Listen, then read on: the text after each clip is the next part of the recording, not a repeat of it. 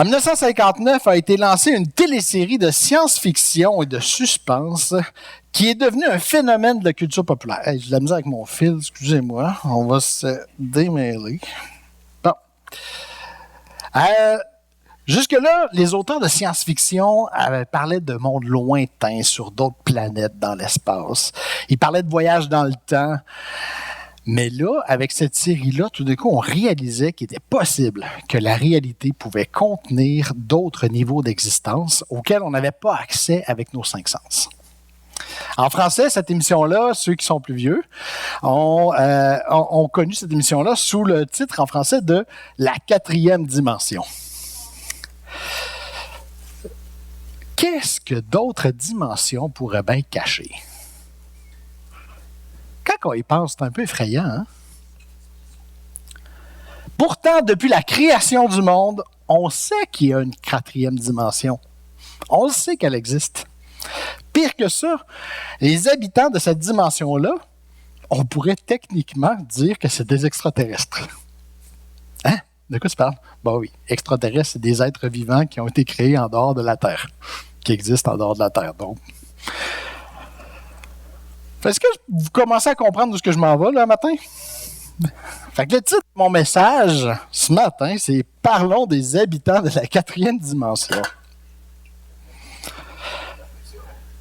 Ce matin, le message que je vais vous apporter va essayer de répondre le mieux possible à une question. Vous vous rappelez, on a passé des questionnaires au début de la série, c'est quoi ça? Puis on vous a demandé qu'est-ce que vous voulez poser comme question, de quoi vous voulez qu'on parle. Puis il y a une question qui est sortie très populaire, c'était est-ce que les fantômes existent? C'est pas un sujet qu'on parle souvent dans les églises, hein? Mais c'est correct, c'est à ça que ça sert cette série-là. Fait qu'à matin, on va essayer de voir ce que la Bible nous dit sur ce sujet-là. Mais avant de commencer, j'aimerais vous poser une question à travers un petit sondage. Fait que là, vous êtes rendu bon, là. Priscille, elle vous a pratiqué la semaine passée. On va faire la même chose.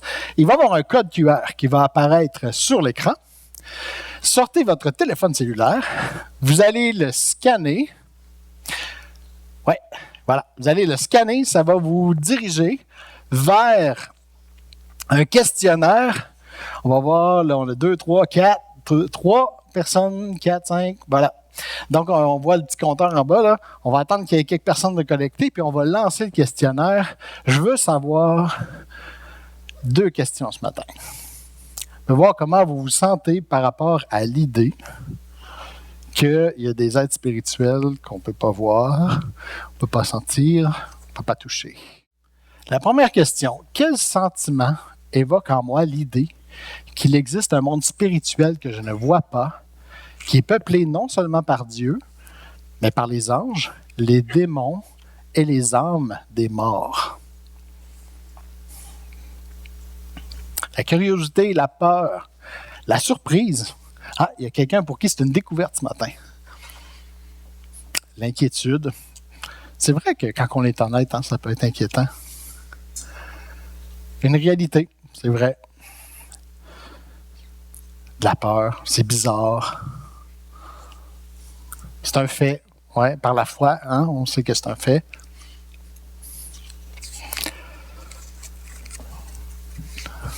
La stupeur. On voit qu'on a des émotions mélangées un peu, hein, quand on y pense. On ne sait pas trop où se placer par rapport à ça. C'est difficile à imaginer. Oui, parce que notre cerveau il est wired, on dit en anglais, là, il est fait pour interagir avec un monde qu'on peut toucher avec nos 5 sens. Puis là, c'est comme en dehors de la portée de nos 5 sens. Fait que c'est vrai que c'est comme difficile à imaginer. Maintenant, une petite faute d'orthographe. Quel impact a sur ma vie l'idée que je suis entouré d'êtres que je ne vois pas? Est-ce que j'y pense jamais? Est-ce que quand j'y pense, ça me rassure? Quand je suis tenté de penser que quelqu'un me regarde m'aide à résister, ou c'est trop inquiétant, j'évite d'y penser, ou encore, j'y pense souvent. La semaine dernière, pendant que vous finissez de répondre, la semaine dernière, Priscille, elle nous a partagé un excellent message. Ceux qui n'étaient pas là, je vous encourage à aller le voir sur les réseaux sociaux, sur YouTube, sur Spotify, sur Facebook. Vous pouvez aller réécouter les messages. Et elle nous a parlé de notre relation avec la mort. Puis je ne sais pas si vous vous rappelez, puis elle a dit que à l'Halloween, on se permet de ridiculiser la mort pour se donner une impression de contrôle puis se rassurer par rapport à ça. Mais à l'Halloween, on ridiculise pas juste la mort. On ridiculise les monstres, on ridiculise les esprits, les sorcières et toutes ces affaires-là aussi. Et pourquoi? Mais c'est pour la même raison. C'est pour la même raison. C'est parce qu'on le sait, même si on ne veut pas le croire, on le sait au fond de nous-mêmes que ces choses-là existent. Puis qu'on ne les comprend pas. Puis qu'on n'a pas le contrôle. Puis ça nous fait peur. Puis en les ridiculisant, on se fait croire que ça n'existe pas. On vit dans une culture qu'on appelle matérialiste. Contrairement à ce qu'on pense, le matérialisme, c'est pas la société de consommation. C'est plus large que ça. Le matérialisme, c'est une philosophie prévalente dans laquelle on croit seulement que le réel se limite à ce qu'on peut voir, toucher, sentir, entendre ou goûter. Et que tout ce que mes sens ne voient pas directement peut être observé ou expliqué avec les instruments de la science. Puis dans cette philosophie-là, ce qui est inexplicable, on se dit, c'est inexplicable juste parce que ça n'a pas encore été découvert, ça n'a pas encore été expliqué, mais la science, un jour, va avoir toutes les réponses. C'est ça, le matérialisme. Et la culture de consommation dans laquelle on vit, c'est un symptôme de cette philosophie-là. C'est que cette philosophie-là laisse un vide existentiel, puis on essaie de le remplir avec toutes sortes de choses, des bébelles. Pourtant, avez-vous remarqué à quel point les films d'horreur, les films de science-fiction sont populaires? Ça nous révèle quelque chose, cette popularité-là. C'est que la population québécoise, la population nord-américaine, a une profonde curiosité pour les choses spirituelles auxquelles on ne veut pas croire, mais qu'au fond de nous-mêmes, on sait que ça existe. Fait que ce matin, on va répondre à la question, et on va élargir beaucoup, faites-vous-en pas, est-ce que les fantômes existent?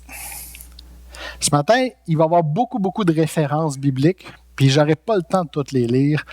Alors, je vous encourage, si vous avez un calepin, de le sortir avec un crayon, puis prendre en note les références pour pouvoir, si vous êtes curieux, s'il y a des choses d'impact, aller les relire dans votre Bible après cette semaine. Fait que, est-ce qu'il y a des fantômes dans la Bible? Je suis curieux. D'après vous, y a-t-il des fantômes dans la Bible? Oui, hein? Il y en a un dans l'Ancien Testament qu'on voit, et il y en a deux dans le Nouveau Testament. Fait qu'on va aller voir celui de l'Ancien Testament. 1 Samuel 28, 3 à 15. Quand Samuel est mort, tous les Israélites ont fait pour lui les cérémonies de deuil. Ils l'ont enterré dans sa ville, à Rama. Saul a interdit dans le pays la coutume d'interroger les morts et de prédire l'avenir. Un jour, les Philistins se rassemblent leurs troupes et installent leur camp près de Shunem. Saül aussi rassemble l'armée d'Israël et les Israélites s'installent au mont Gilboa. Quand Saül voit le camp des Philistins, il a très peur et il commence à trembler. Il consulte le Seigneur, mais le Seigneur ne lui répond pas, ni un rêve, ni par les objets sacrés du prêtre, ni par un prophète. Alors Saül donne cet ordre à ses serviteurs. « Cherchez-moi une femme capable d'interroger les morts. » Bon, déjà là, il est en train de contredire sa propre loi, là. Je vais la consulter. Alors, ils lui répondent, à Endor, il y a une femme qui interroge les morts. Saül se déguise en changeant de vêtements et il part pour Endor avec 2 hommes. Ils arrivent chez la femme pendant la nuit. Saül dit à la femme, interroge un mort pour moi, appelle celui que je vais t'indiquer. Mais la femme répond à Saül, « Tu sais bien ce que Saül a fait. Il a interdit dans le pays la coutume d'interroger les morts et de prédire l'avenir. Est-ce que tu cherches à me tendre un piège pour me faire mourir? » Saül lui dit, « Je le jure par le Seigneur vivant, dans cette affaire, la faute ne retombera pas sur toi. » La femme demande encore à Saül, « Alors, qui dois-je appeler pour toi? » Saül répond, « Appelle Samuel. » Quand la femme voit Samuel, elle pousse un grand cri et elle dit à Saül, « Mais tu me trompes, pourquoi donc tu es le roi Saül? » Saül lui dit, « N'aie pas peur. » « Qu'est-ce que tu vois? » La femme répond, « Je vois un esprit qui monte de la terre. » Saül reprend, « Qui est-il? » La femme répond, « C'est un vieillard, il porte un long vêtement. » Saül comprend que c'est Samuel. Alors il s'incline jusqu'à terre en signe de respect. Samuel dit à Saül, « Tu déranges mon repos. Pourquoi tu me fais appeler? » Et on va arrêter là. L'histoire elle continue, mais on va arrêter là. Fait que c'est ce moment-là qu'on dit, « Mais qu'est-ce que c'est ça? » Oh boy! Quel passage étrange. Il y a beaucoup de choses qui ne fitent pas avec notre vision chrétienne de la mort dans ce passage-là. Premièrement, on ne s'arrêtera pas sur... écoute, dans ce passage-là, je peux vous nommer au moins 3 lois de l'Éternel que Saül a enfreint. Là. Fait qu'on ne s'arrêtera pas là-dessus. Il y aurait tout un message à faire juste sur ce passage-là, mais moi, je veux juste... c'est pas mon but ce matin. Là. Mais Saül ici commet un péché qui, selon la loi de Moïse, était une abomination devant l'Éternel. Dans Deutéronome 18, 10 à 12, ça dit « On ne devra trouver parmi vous aucune des personnes suivantes. Quelqu'un qui brûle son fils ou sa fille en sacrifice. » Oui, ça se faisait.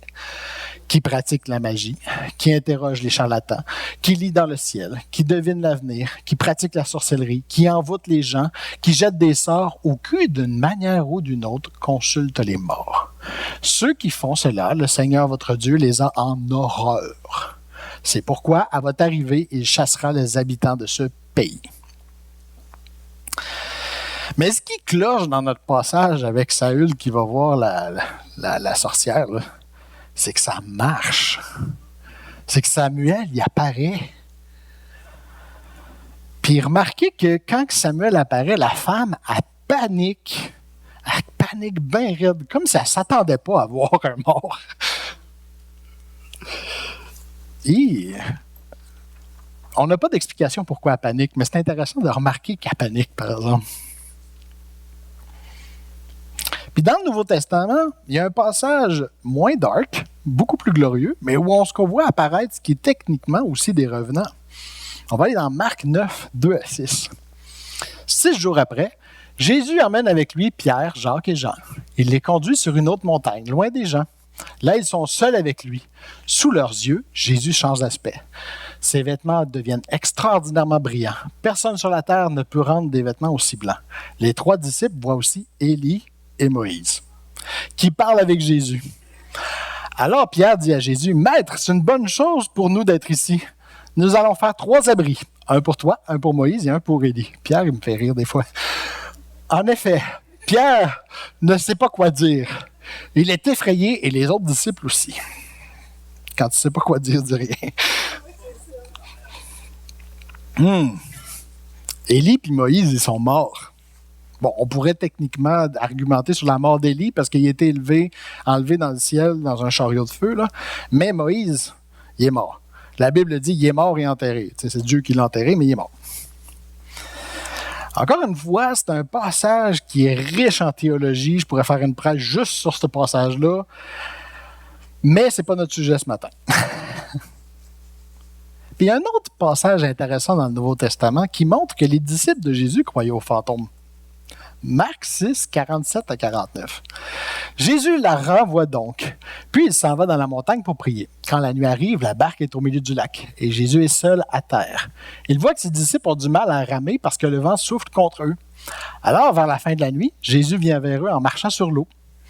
Il veut les dépasser. Les disciples le voient marcher sur l'eau et ils croient que c'est un fantôme. Ils se mettent à crier. Écoute, les disciples, ils viennent juste de voir Jésus multiplier les pains et les poissons, là. Ça serait la conclusion logique, normalement, de dire Jésus est en train de faire un autre miracle. Mais non, leur première réaction est viscérale, c'est un fantôme. Fait que, Ça fait juste montrer que dans la culture juive, c'était pas quelque chose qui était. C'est pour ça que la Bible n'est pas si claire à propos de ce domaine-là, parce que la Bible parle de sujets qui étaient à débat pour les gens de l'époque. Mais c'était un peu comme un donné dans la culture là-bas, que le monde spirituel, puis tout ça, c'est que nous, on a de la misère avec à cause de notre culture matérialiste. Eux autres n'avaient pas de misère avec cette idée-là. Alors, est-ce que les fantômes existent? Selon la Bible, oui. Mais les exemples qu'on voit sont des exceptions. C'est remarqué que ce qui est en commun à chaque fois qu'on voit un esprit, un fantôme, en fait, pas un esprit, mais spécifiquement un revenant dans la Bible, c'est Dieu qui l'a envoyé, puis il transporte un message. Fait que désolé pour ceux que leur maman, pour les rassurer, quand ils étaient petits, leur a dit les pensants fantômes, ça n'existait pas. Elle voulait vous rassurer. Dieu a le droit de le faire. Mais la question qu'on se pose plus, c'est peut-être, est-ce que ma grand-mère peut venir hanter mon grenier? Puis ça, c'est une autre question qui est ambiguë. On a la parabole de l'homme riche et Lazare dans Luc 19. Vous irez la lire cette semaine. Mais cette parabole-là semble suggérer que Dieu ne permet pas à n'importe qui de revenir au milieu des vivants. Mais encore une fois, cette parabole-là, ce n'était pas l'objectif de la parabole de dire ça. Mais ça n'en fait partie. Puis, fait que, c'est pas trop clair. On ne peut pas trop en faire un enseignement juste là-dessus. Là. Fait que, je vais être honnête avec vous ce matin. À la question, est-ce que les fantômes existent? J'ai pas vraiment de réponse claire. La Bible, on a fait le tour de ce que la Bible dit à propos de ça, à propos des revenants. Comme ma maman elle disait, il faudra demander à Jésus, mais qu'on sera dans le ciel. Mais il y a une chose qui est très claire dans la Bible. C'est que c'est une très, très, très mauvaise idée de chercher à communiquer avec un mort. Ou même de chercher à communiquer avec le monde spirituel par d'autres moyens que la prière à Dieu. C'est clair. On est très... Pourquoi? Parce que dans le monde spirituel, il n'y a pas que des morts et il n'y a pas que Dieu. On est très à l'aise avec l'idée que Dieu est dans le monde spirituel. On est très à l'aise avec l'idée que les morts vont dans le monde spirituel en attendant la résurrection. Mais il faut réaliser aussi que dans le monde spirituel, il y a des anges puis il y a des démons. Puis qu'autour de nous se joue une guerre. Une littérale guerre. Avec des combats. Puis cette guerre-là, il faut comprendre que ce n'est pas une guerre d'égal à égal. OK? Ce n'est pas un royaume contre un autre. Cette guerre-là, c'est une révolte. Je vais aller vite ce matin dans mes explications, parce qu'il y a toute une étude à faire là-dessus. Puis on pourrait passer des heures sur le sujet, là. On va faire un survol ce matin. Puis sur la slide, vous allez voir là, si vous voulez les reprendre, peut-être les prendre en photo ou les prendre en note, là, je vous ai listé tous les passages qui parlent de la révolte de Satan. Puis des anges. Donc, ce qui s'est passé,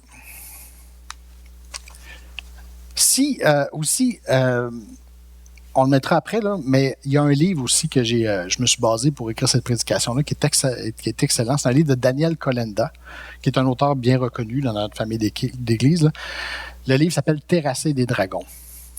Donc, si vous êtes vraiment curieux sur le sujet, là, c'est un livre très bien écrit, très clair, qui enseigne la théologie, oui, mais de façon accessible, mais qui enseigne de façon pratique comment mener le combat spirituel.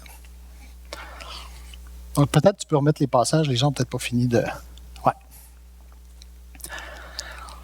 Donc, ce que je veux faire ce matin avec vous, c'est survoler le sujet afin de comprendre c'est quoi la dynamique qui se joue autour de nous. Fait que, comme je disais, la guerre spirituelle, c'est une révolte. Satan est déjà vaincu. Ce qu'il voulait dans sa révolte, c'était de prendre la place de Dieu et de régner sur le trône de Dieu à sa place. Mais il a été vaincu et a été chassé de la présence de Dieu avec les anges qui l'avaient suivi. Maintenant, il ne peut plus s'attaquer directement à Dieu. Mais il veut encore dominer un royaume. Alors, puisqu'il ne peut pas s'attaquer à Dieu, il ne peut pas s'attaquer directement au royaume de Dieu, il s'attaque à ceux que Dieu aime. Et dans la Bible, ça dit « il est le prince des airs, le prince de la terre », mais ça, c'est un titre qui s'est donné lui-même. Parce que la terre, c'est à nous qu'elle a été donnée en héritage. Quand que Dieu a dit à Adam « vous dominerez la terre dans... » Satan, ça n'y a pas fait plaisir pantoute. Ça l'a enragé contre la création de Dieu parce que c'était lui qui voulait la terre. Il voulait en faire son royaume. Donc, Satan et ses démons, c'est des terroristes. Si on voit la définition d'une guerre, c'est une guerre contre des terroristes. C'est une guérilla qui se cache puis qui essaie de semer la terreur puis de causer le plus de troubles possible dans la création de Dieu. Et la seule motivation qu'ils ont, c'est la vengeance. C'est la vengeance et la haine, puis leur seul objectif, c'est de détruire ce que Dieu aime. Et ils sont très intelligents dans leur tactique, ce n'est pas des imbéciles. Ils ont beaucoup d'expérience. Le voleur vient seulement pour voler, tuer et détruire. Rien d'autre. Voler, tuer, détruire. Moi, je suis venu pour que les gens aient la vie et que cette vie soit abondante. Alors, c'est quoi la nature des démons? Les démons, c'est des êtres spirituels qui ont été créés par Dieu. C'était originalement des anges. Les anges et les démons ont la même origine. Ils ont été créés en même temps et ils ne peuvent pas se reproduire. Une chance, hein? Puis je veux juste vous faire réaliser quelque chose ce matin. C'est que contrairement à nous, les humains, leur nombre est limité et ne peut pas augmenter. Et ne peut pas diminuer non plus. Donc, quand on comprend ça, on réalise qu'on ne peut pas attribuer chaque mauvaise pensée, chaque mauvaise attitude, chaque tentation qu'on vit à un démon. Ils n'ont pas le pouvoir d'être partout en même temps. Ils n'ont pas le pouvoir de se multiplier. Ils sont limités. En général, nos mauvaises idées, nos tentations viennent de nous. Pas tout le temps. Puis on va en parler tantôt. Mais ce que les démons font, c'est qu'ils vont créer des circonstances et influencer les croyances, les philosophies pour nous pousser vers la révolte contre Dieu puis contre la corruption. Ça a un nom dans la Bible, ça s'appelle l'esprit du monde présent. Pensez au Québec, comment ils ont agi. Ils ont fait perdre au Québec leurs valeurs traditionnelles chrétiennes à travers une colère généralisée contre l'Église. Ils ont emmené le Québec à un rejet de la foi qui a emmené à une perte de sens profond de la vie. À travers ça, ils ont amené la dévalorisation du mariage, qui a amené à une multiplication des familles brisées. Ils ont amené une dévalorisation de la vie, qui a amené à une culture de mort où on se débarrasse des gens qui ne font pas notre affaire. Les gens qui sont en fin de vie et les bébés qu'on ne désirait pas. Les plus vulnérables. Et tout ça mène au désespoir. Puis on se demande après pourquoi est-ce que dans notre culture, on voit autant de désespoir, de mal de vivre. Le taux de suicide n'a jamais été aussi haut. C'est une stratégie destructive pour tuer, égorger et détruire ceux que Dieu aime. Les démons ont aussi été créés pour vivre dans un monde immatériel, comme les anges. Mais ils ont été chassés. Ils ont été créés, les anges reçoivent leur vie de la présence de Dieu. Ils vivent dans la présence de Dieu et leur vie provient de la présence de Dieu, dans la vie de Dieu. Et ils ont été chassés de la présence de Dieu. Ils ont été chassés de ce monde où ils sont supposés vivre. Le monde matériel dans lequel on vit, ce n'est pas un environnement normal pour eux. Tout comme le poisson doit vivre dans l'eau, si tu le sors de l'eau, il n'est plus dans son environnement. Puis il va chercher à vouloir retourner dans l'eau. L'oiseau, tu peux l'empêcher de voler dans le ciel, mais ce n'est pas son environnement. Son environnement, c'est de voler dans le ciel. Les anges sont faits pour un environnement spirituel. Et c'est pour ça que les démons cherchent à emprunter un corps pour habiter et agir sur terre. Ils cherchent à posséder. On voit dans Marc 5, 1 à 13. Jésus demande à l'homme, c'est Jésus qui chasse une horde de démons. « Comment t'appelles-tu? » Il lui répond, « Je m'appelle Armée, parce que nous sommes nombreux. » Et il supplie Jésus en insistant, « Ne chasse pas ces esprits loin du pays. » Il y a là un grand troupeau de cochons et cherche la nourriture près de la colline. Les esprits mauvais supplient Jésus en disant, « Envoie-nous dans ces cochons, laisse-nous entrer en eux. » Continue. Ah, il y avait... OK, excuse. C'est parce que j'ai pas mis le passage au complet. Mais ce qu'on voit ici, là, c'est que Jésus rencontre un homme qui est possédé d'une horde de démons. Et on sait qu'il était beaucoup parce que c'est 2000 cochons qui se sont jetés en bas de la falaise après. Et les démons, ils savent qu'ils vont se faire chasser, mais ce qu'ils veulent surtout pas, c'est se ramasser sans un corps où habiter. Alors, ils demandent à Jésus, envoie-nous dans les cochons quelque chose. Jésus leur permet d'aller dans les cochons. Ils vont posséder les cochons vont tous se suicider en bas de la falaise. Donc, ils vont chercher à posséder. Puis il y a un autre passage qu'on va voir plus loin où ce qui s'est dit que quand un esprit mauvais quitte un corps, il se retrouve comme dans un désert aride. Donc, la troisième caractéristique pour savoir par rapport aux démons, c'est qu'autant que les anges que les démons sont organisés dans une structure hiérarchique de style militaire. Il y a des hauts gradés, puis il y a des simples fantassins. Ils sont organisés comme une armée. Et comme une armée, ils ont des missions, ils ont des stratégies et ils ont des territoires avec des zones d'influence. Ils ne peuvent pas être partout en même temps. Donc, ils sont organisés pour pouvoir en faire le plus de dommages possible. Ils ont des territoires. Et leur stratégie va s'adapter selon la population qu'ils attaquent. On a le bonheur d'avoir dans l'Église ici des gens qui proviennent de différentes régions du monde. Je vous demande à ces gens-là, avez-vous remarqué, dans votre pays d'origine, est-ce qu'on voyait plus de manifestations démoniaques visibles qu'ici? Il y en a que oui, hein? Moi, j'ai déjà été en Haïti, puis je peux vous dire que c'était pas mal plus actif là-bas. Là. Vous êtes-vous déjà demandé pourquoi est-ce que Jésus, dans l'Évangile, il fait juste marcher sur le chemin, puis il rencontre des gens démoniaques que tout le monde connaît, qui sont démoniaques, puis que ici, quand on marche dans la rue, on n'en croise pas? C'est pas parce qu'il y a moins de démons qu'ici qu'ailleurs. C'est que leur stratégie est différente. En Amérique du Nord, on est matérialiste. Notre culture ne croit pas dans l'existence des démons. Pour eux, dans notre culture, les démons, c'est des légendes. Alors pourquoi est-ce qu'ils feraient exprès de se montrer au grand jour?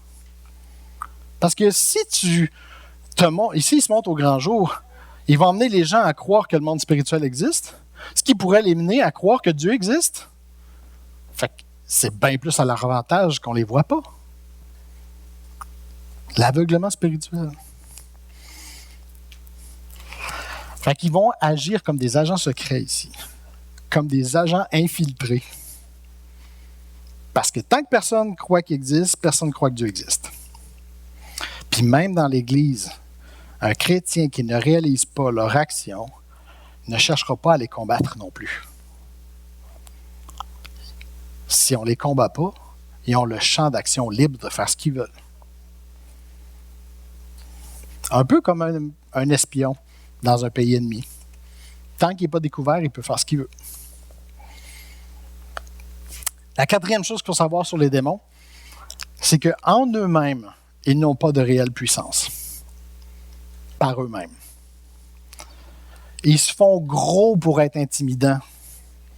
Ils essayent de nous faire peur. Mais ils ne peuvent rien contre nous si on leur résiste par la foi en Jésus. Leurs armes sont l'intimidation et le mensonge. Et j'insiste sur leur résister par la foi en Jésus. Puis on a un exemple dans la Bible de gens qui ont essayé de leur résister puis qui n'avaient pas eux-mêmes la foi en Jésus. On va aller dans Actes 19, 13 à 16. Il y a aussi certains Juifs qui vont d'un endroit à l'autre. Ils essaient de chasser les esprits mauvais des malades en prononçant le nom du Seigneur Jésus. Ils disent au nom de ce Jésus que Paul annonce, sortez, c'est un ordre. Un grand prêtre juif, Sceva, a 6 fils qui font justement cela. Mais l'esprit mauvais leur répond, Jésus, je le connais. Paul, je sais c'est qui. Mais vous êtes qui? Et l'homme qui a l'esprit mauvais en lui attaque les fils de Sceva, et il est plus fort qu'eux, il leur fait beaucoup de mal. Ils sortent de sa maison en courant, ils sont nus et blessés. La puissance pour résister aux démons est en Jésus. Pas en nous-mêmes, pas dans des rituels, pas dans des formules magiques. Dire dans le nom de Jésus, c'est pas une formule magique. Les fils de Sceva ont prononcé le nom de Jésus, mais c'était pas une formule magique, puis ça a mal fini pour eux. Ils en ont mangé toute une. Quand on dit dans le nom de Jésus, c'est parce qu'on sait que Jésus est en nous. On sait qu'il est avec nous. Fait que leur arme, c'est l'intimidation et le mensonge, parce que pour pouvoir agir, entrer dans une vie, il faut qu'on ouvre une porte spirituelle.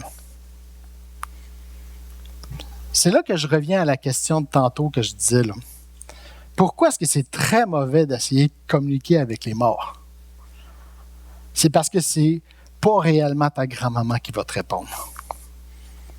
Le spiritisme, ça ouvre la porte de ta vie à des êtres qui veulent la détruire. On va dans Jean 8, 43, 44. Vous ne comprenez pas ce que je dis. Pourquoi? Parce que vous ne pouvez pas écouter mes paroles. Votre père, c'est l'esprit du mal. Vous voulez faire ce que votre père désire. Lui, c'est un assassin depuis le début. Il n'est jamais resté dans la vérité parce qu'il n'y a pas de vérité en lui.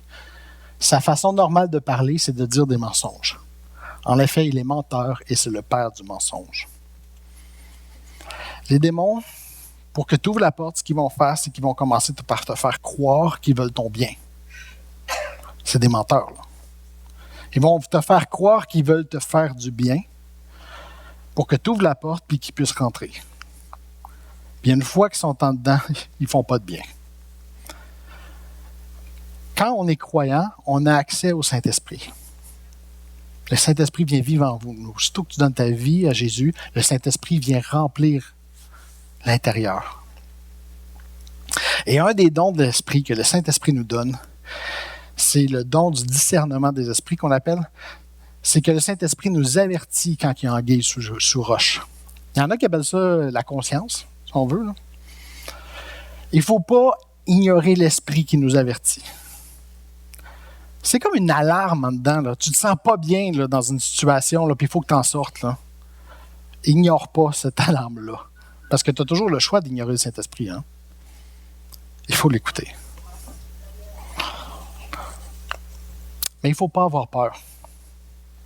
Mon but ce matin, ce n'est pas de vous faire peur. Je ne veux pas que personne sorte d'ici avec la peur.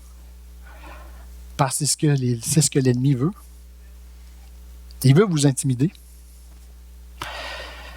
Vous vous rappelez, tantôt, j'ai dit que les 2 tactiques préférées de l'ennemi, c'est le mensonge et l'intimidation. En fait, il y a 2 types de personnes qui sont faciles à manipuler et toute dictature dans le monde fonctionne sur le principe de manipuler, de garder les gens dans cet état-là pour pouvoir les manipuler. Les ignorants, sont faciles à manipuler. Surtout les ignorants qui ne savent pas qu'ils sont ignorants. Les ignorants qui pensent qu'ils ont raison sont faciles à manipuler. Parce que quand tu sais que tu ne connais pas quelque chose, tu as un petit doute, tu vas prendre une pause puis tu vas aller vérifier l'information. Mais quand tu penses que tu as raison, tu fonces à fond dedans, dans le mensonge. Donc, et la deuxième type de personnes qui sont faciles à manipuler, c'est les gens qui ont peur. Les gens qui sont terrorisés sont faciles à manipuler, ils deviennent des petits agneaux, tu peux les envoyer où tu veux.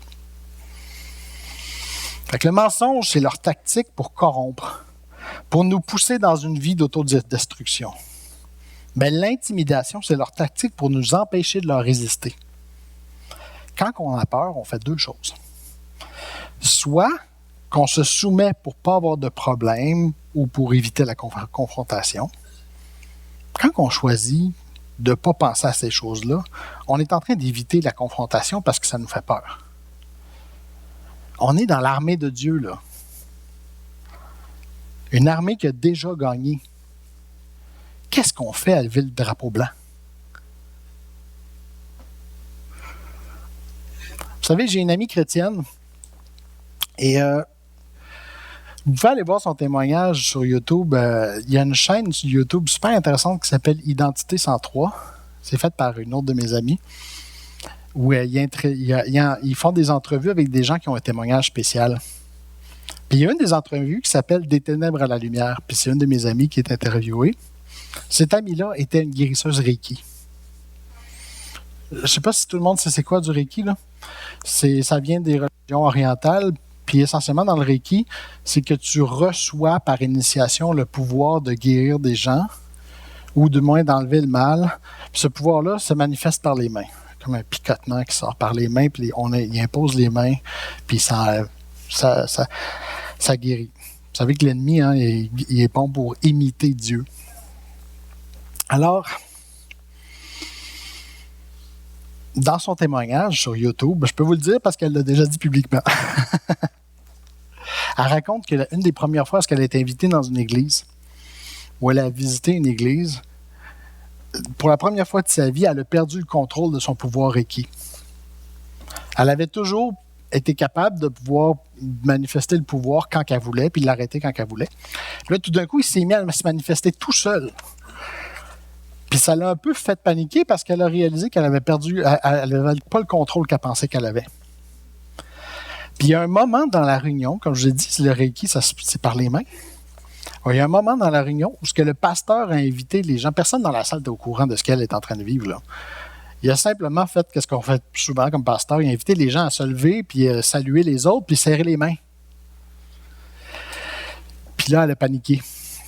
Parce qu'elle avait peur que son faire mal à quelqu'un. Parce qu'elle n'avait plus le pouvoir, elle n'avait plus le contrôle. Mais elle ne voulait pas être impolie. Elle avait comme un malaise. Elle ne voulait pas être impolie. Fait qu'elle est allée quand même serrer les mains des chrétiens qui étaient dans la salle. Et il est à moi qu'à chaque fois qu'elle touchait un chrétien, le pouvoir s'arrêtait. Puis aussitôt qu'elle touchait plus les chrétiens, le pouvoir recommençait. Puis elle a réalisé à ce moment-là que les chrétiens étaient protégés, qu'elle ne pouvait pas leur faire de mal.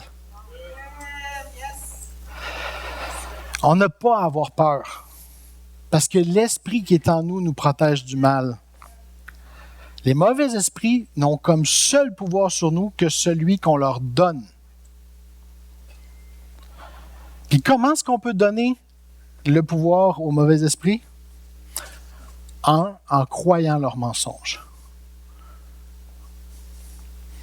La seule protection efficace contre le mensonge, c'est la vérité. Puis je ne parle pas seulement d'avoir entendu la vérité, là. Il faut l'avoir intégrée dans ta vie. Puis on dit que Jésus est la vérité. Parce que quand le serpent est venu tenter Ève dans le jardin d'Éden, Ève, elle avait entendu la vérité. Mais le serpent, qu'est-ce qu'il a fait? Il a planté un doute. Il a tordu la vérité pour pouvoir faire rentrer le mensonge et emmener le péché et la corruption dans le monde. Fait juste de l'avoir entendu intellectuellement, lui, il peut le tordre. Il faut que tu l'aies intégré. Si tu l'as vécu, la vérité, tu ne peux pas nier ce que tu as vécu. Ce que tu vis, tu ne peux pas le rejeter, tu peux pas le... c'est ton expérience. Fait que si tu as eu l'expérience de la vérité de Jésus, il ne peut pas venir t'enlever ça. La deuxième façon qu'on peut donner du pouvoir à l'ennemi, c'est en le laissant nous intimider. Vous savez, l'intimidation, là, dans ma vie, ça a été, et c'est encore, un des plus gros combats de ma vie. Moi, je suis quelqu'un qui a été intimidé quand il était jeune. Puis je sais que c'est une porte d'entrée que l'ennemi peut utiliser pour essayer de m'écraser puis m'empêcher d'avancer. Et la seule protection efficace contre l'intimidation, c'est la foi. Quand vous sentez la peur monter, déclarez de votre bouche que Jésus qui vit en vous est plus grand que cette peur. Si vous n'êtes pas capable de le dire, chantez-le. Si vous n'êtes pas capable de le chanter, écrivez-le. Mais les mots ont un pouvoir. Quand Jésus chasse les démons, il utilise des mots. Les mots ont des pouvoirs. Ils ne peuvent pas lire dans vos pensées, les démons. Ils n'ont pas ce pouvoir-là. Mais ils sont capables de vous entendre, par exemple. Choisissez la foi plutôt que de vous laisser dominer par la peur. Les décisions qu'on prend sous l'influence de la peur sont rarement les meilleures. Mais les décisions qu'on prend par la foi peuvent être épeurantes, mais sont sont les meilleures. La troisième façon qu'on peut laisser les mauvais esprits nous atteindre, c'est en choisissant d'ignorer les avertissements du Saint-Esprit. Je vous ai dit tantôt, le Saint-Esprit, il parle. Il fait allumer une petite lumière en dedans, vous dire quand il y a un problème qui ne marche pas, une petite lumière rouge que pip, pip, pip, faites attention, il y a un danger là. Ignorez-le pas. Dans le doute, sur n'importe quoi, si vous avez un doute, vous êtes toujours mieux de dire non, quitte à revenir sur votre décision plus tard, que de dire oui, même malgré le doute, puis après ça, le regretter. Et finalement, la meilleure protection que vous pouvez avoir, c'est d'être habité du Saint-Esprit au quotidien. D'être rempli. Dans Matthieu 12, 43 à 45, Jésus dit, « Quand un esprit mauvais est sorti d'une personne où il habitait, il va et vient dans des endroits secs. » C'est le passage que je vous disais tantôt, là, qui ne sont pas bien en dehors de... Il cherche un lieu pour se reposer, mais il n'en trouve pas. Alors il se dit, « Je vais retourner dans ma maison que j'ai quittée. » Il y retourne, il voit que la maison est vide, balayée, bien rangée. Il va donc chercher 17 autres esprits encore plus mauvais que lui. Après cela, cette personne est dans un état encore plus grave qu'au début. Eh bien, c'est ce qui arrivera aux gens mauvais d'aujourd'hui. Quand un esprit mauvais quitte, il faut le remplir, avec le Saint-Esprit. Sinon, il va juste revenir. Un esprit mauvais va rentrer seulement dans une maison qui est vide. Si la maison est habitée par la présence de Jésus, il n'y a pas de place pour l'esprit mauvais. C'est des squatteurs. Ça veut dire quoi, des squatteurs? Hein, les squatteurs, vont-tu rentrer pour habiter dans une maison qui est occupée? Ben non. Ils rentrent dans des maisons abandonnées. Puis ils font bien du ravage. Non seulement on est protégé, on a le même pouvoir que Jésus de chasser les esprits mauvais. Le croyez-vous que vous êtes capable de chasser des esprits mauvais? Ça peut être impressionnant, là. Je vous ai dit, moi, j'ai voyagé un peu, là, puis être confronté à quelqu'un qui manifeste, là, c'est impressionnant. Mais par la foi, parce qu'ils veulent t'intimider, hein? Ils se font gros. Luc 10, 17 à 20. Écoutez, ça c'est Jésus, les 70 disciples viennent de revenir de mission, puis Jésus leur avait donné de chasser les esprits mauvais. Puis Jésus dit, écoutez, je vous ai donné le pouvoir de marcher sans danger sur les serpents et les scorpions et d'écraser toute la puissance de l'esprit mauvais. Rien ne pourra vous faire du mal. Et Jean 14, 12, Jésus dit, oui, je vous le dis, c'est la vérité. Si quelqu'un croit en moi, il fera lui aussi les actions que je fais. Cette personne fera les mêmes actions encore plus grandes parce que je vais au Père. Vous avez, en Jésus-Christ, ce pouvoir-là.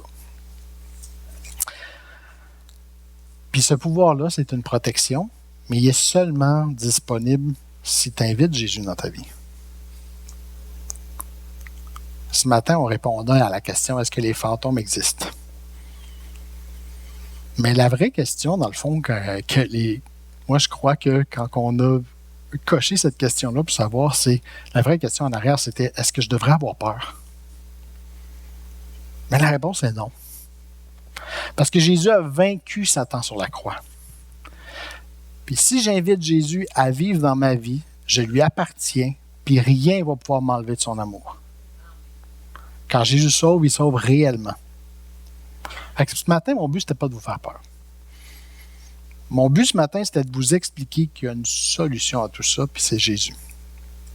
Si vous sortez d'ici et que vous avez peur, c'est que je n'ai pas bien fait mon travail. Là. Ce matin,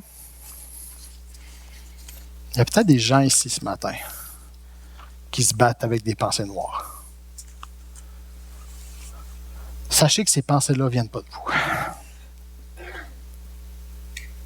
Puis je vous comprends parfaitement, j'ai passé par la dépression dans ma vie.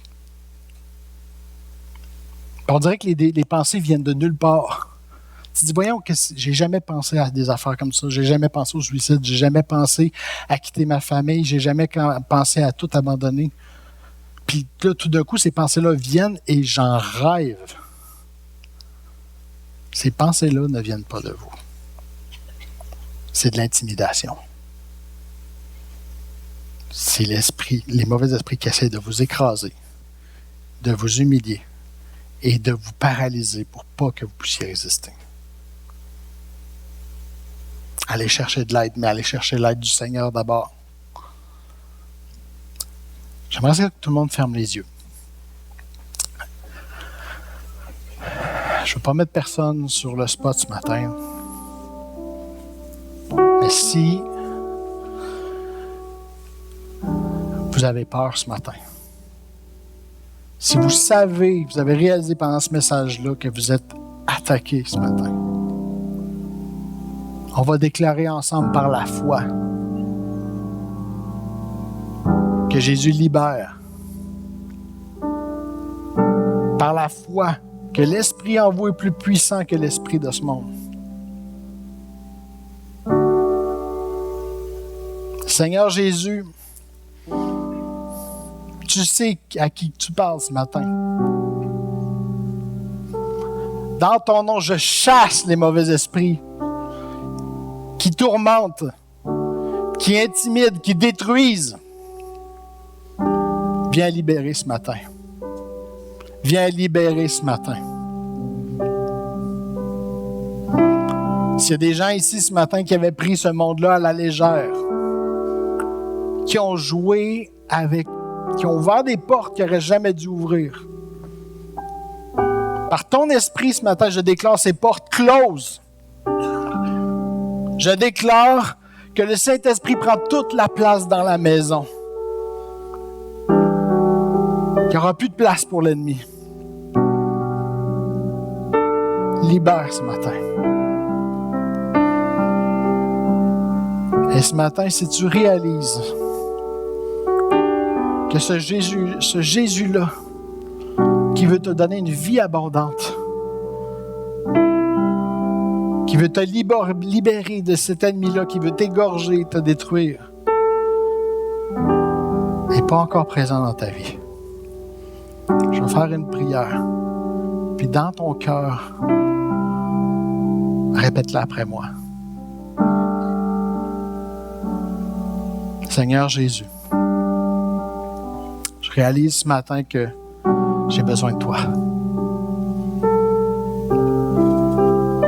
Que que sans toi, ma vie ne fait pas de sens.